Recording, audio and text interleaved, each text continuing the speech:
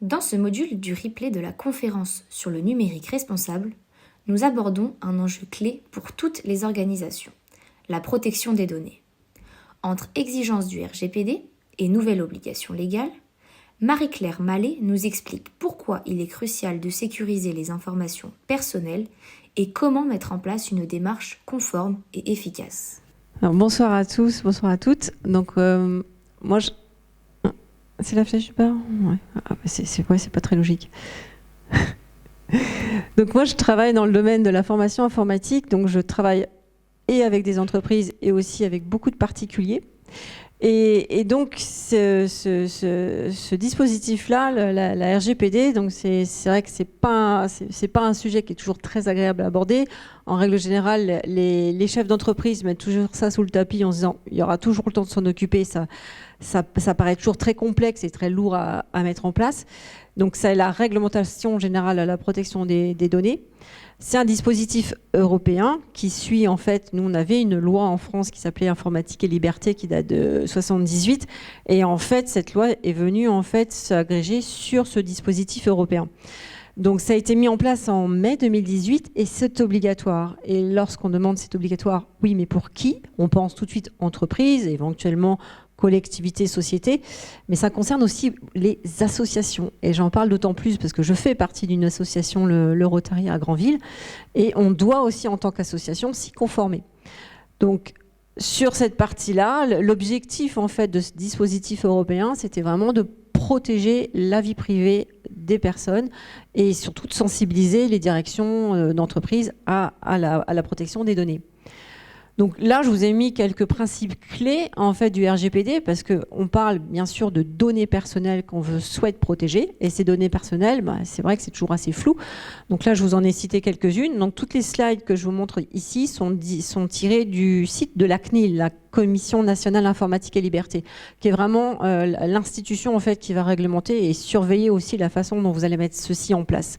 Donc en données personnelles, on a bien sûr le nom, le prénom, jusque-là pas de souci, votre sexe, on a l'email, on va bien sûr pouvoir rajouter votre adresse, on va rajouter peut-être vos passions si on les a récupérées sur Facebook ou sur Instagram.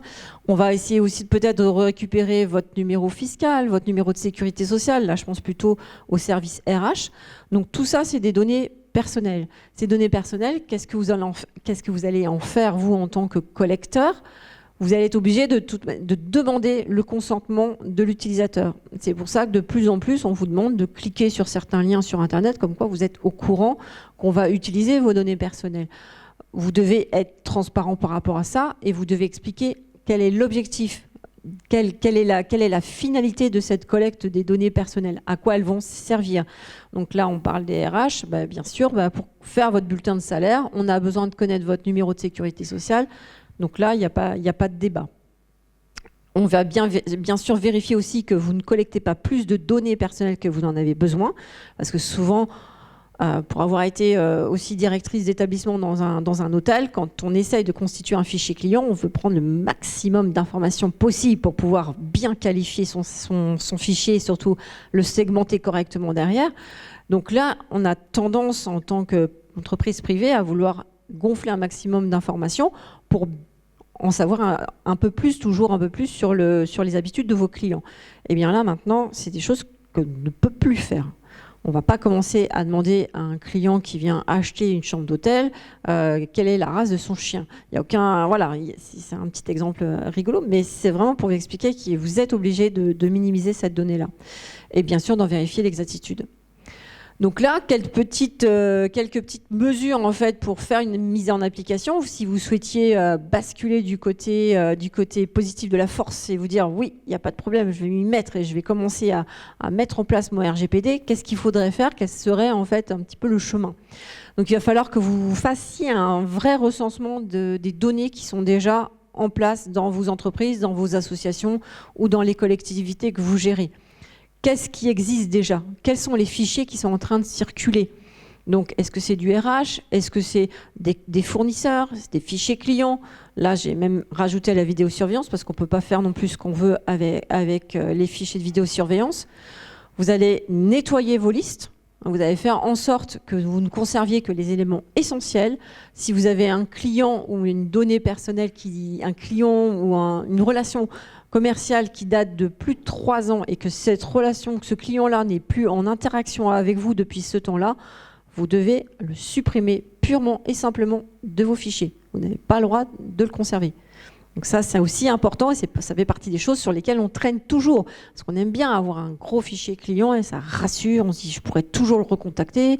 Eh ben non, vous n'avez pas le droit. C'est à lui de reprendre contact avec vous et là, il réintègre un nouveau cycle de vie dans vos fichiers.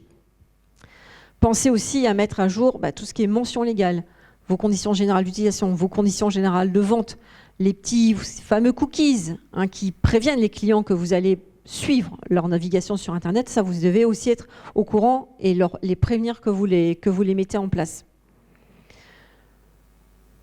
Non, c'est lui-là.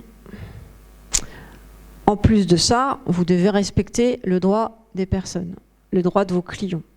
Donc, si un client vous demande d'avoir accès à ces données, vous devez lui dire, voilà les données que j'ai collectées sur vous. J'ai une petite anecdote là-dessus. Je ne sais pas si vous avez entendu parler de cette jeune femme qui a écrit un livre sur Tinder. Est-ce que ça vous parle? Non. Donc, elle a écrit un livre là-dessus pour comprendre un petit peu comment fonctionnait l'algorithme de Tinder. Et elle s'est aperçue qu'effectivement, il collectait énormément d'informations. Donc, Tinder, pour ceux qui ne connaissent pas, c'est l'application, c'est un site de rencontre. Et elle a compris qu'il y avait une note qui a été attribuée à chacune des personnes qui étaient sur le site. Une note de désirabilité en fonction de votre niveau d'études, en fonction des photos que vous alliez poster, des commentaires que vous alliez faire. Donc elle voulait connaître, bonne fin de soirée, et elle voulait connaître en fait sa note. Tinder lui a répondu non, on ne communique pas là-dessus, on ne vous donnera pas cette note. Elle a insisté, elle a demandé à récupérer la totalité des échanges qu'elle avait eus sur cette plateforme. Et tenez-vous bien, restez assis, il y avait 800 pages de données. 800 pages de ce qu'elle a écrit, des matchs, c'est-à-dire les rencontres virtuelles qu'elle a faites, des posts sur les réseaux sociaux. Donc l'application est même allée sur ses autres réseaux pour voir ce qu'elle faisait, qui elle rencontrait, les photos qu'elle publiait. Donc il y a eu... C'est quand même impressionnant de se dire qu'on est sur des réseaux où on est censé, juste à la base, trouver un amoureux ou une amoureuse, et qu'on se rend compte que tout ça se retrouve dans un algorithme et que toutes ces données personnelles, en fait, elles sont utilisées sans que vous en ayez vraiment connaissance. Alors que, en général, on finit par consentir à ce genre de choses, mais on va tellement vite qu'on ne fait pas toujours, en fait, le travail de regarder ce qui est conservé sans que vraiment vous le sachiez. Donc la sécurisation des données, ça fait partie d'une partie très importante du chiffrage. Je vais vous citer Viamedis, Cultura, Noroto, Free. C'est tous les derniers gros porteurs, grosses sociétés qui ont été victimes de violations de données personnelles. Donc ça fait la une des journaux. On finit malheureusement par s'y faire. On trouve presque ça normal.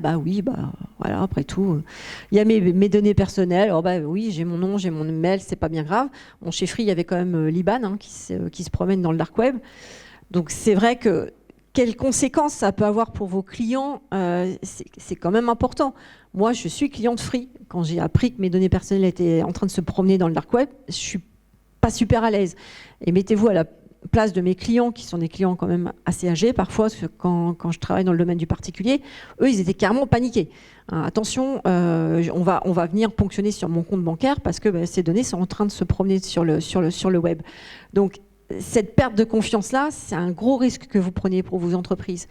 Et pour vos salariés, si c'est des données personnelles des salariés, que vous laissez aussi se promener parce que vous n'avez pas fait attention à la façon dont vous allez les sécuriser, parce que vous laissez tout à chacun, même le stagiaire qui est là pour 3 semaines, accéder à ces données-là. Il faut penser à sécuriser tout l'accès à ces documents. Faites vraiment attention. Donc il y a des registres à tenir. Il y a des déclarations à la CNIL à faire, notamment la déclaration de ce qu'on appelle le DPO, donc c'est la personne qui va être en charge de la gestion de toute la partie conformité au RGPD. Ça, vous devez faire cette déclaration, vous devez avoir un numéro de déclaration au niveau de la CNIL, et quelle que soit la taille de l'entreprise. Donc moi, j'ai une toute petite entreprise, je suis seule à travailler dedans, mais j'ai ma déclaration, j'ai mon numéro à la CNIL. Ça, voilà, ça fait partie de la mise en conformité, et c'est important pour les clients que vous représentez. Donc, surtout, si jamais vous avez connaissance d'avoir un problème comme celui-ci, hein, il y a 100 000 IBAN qui sont en train de se promener sur les forums, surtout la première chose à faire, c'est de contacter la CNIL et de faire cette déclaration auprès d'eux. Vous avez 72 heures dans la loi pour le faire. Et si vous avez une problématique comme peut le connaître certaines grosses entreprises, ça peut vous pénaliser à hauteur de 4% de votre chiffre d'affaires annuel. Donc, ce n'est pas anodin. Voilà. Je vous remercie de votre attention.